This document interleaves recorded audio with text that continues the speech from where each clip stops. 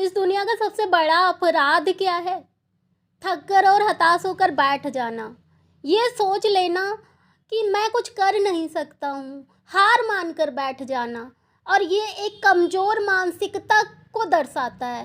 और हम सभी जीवन में इतना निराश और हताश होते हैं कि हम जीवन की संभावनाओं को देख ही नहीं पाते हैं। संभावनाएं हमारे सामने खड़ी होती हैं, हमारे सामने हमारी किस्मत की चाबी पड़ी होती है और हमारी निगाह नहीं जाती है। क्यों? क्योंकि हम अपने आप को हारा हुआ मान लेते हैं, क्योंकि हम अपने आप को कमज़ोर मान लेते हैं, हम अपने आप को निराश मान लेते हैं, बेतहाशा बर्बाद मान लेते हैं।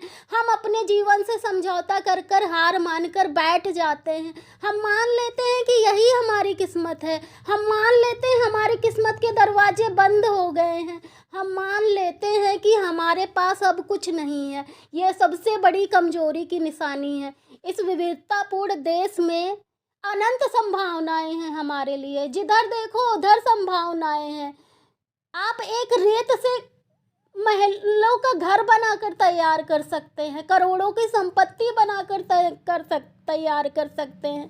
हाँ, ये सच है, ये सच है कि एक आम आदमी को 1 से 10 करोड़ बनाना बहुत मुश्किल है, बहुत एड़ी चोटी का दम लगाकर बनाना पड़ता है 1 से 10 करोड़। लेकिन ये भी सही है, 10 से 100 करोड़ बनाने में बिल्कुल समय नहीं लगता, एक चुटकी बजाने का खेल रह जाता है। तो संघर्ष तो है, संघर्ष आम आदमी के हाथ में संघर्ष तो है, लेकिन संघर्ष से सफलता उसी को मिलती है जिसने अपने हुनर को पहचान लिया, जिसने अपने आप को पहचान लिया।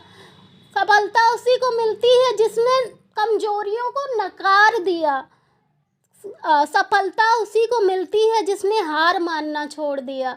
सफलता उसी को मिलती है जिसने चुनौतियों से घबराना छोड़ दिया। और सफलता उसी को मिलती है जिसने अपने डर का, अपने अंधकार का डटकर मुकाबला किया, उसको ख़त्म कर दिया, जड़ से उखाड़ कर फेंक दिया। सफलता उसी को मिलती है जिसके अंदर कोई डर ही नहीं, उसने अपने डर को ही ख़त्म कर दिया, तो उसको बचा क्या उससे डरने के लिए।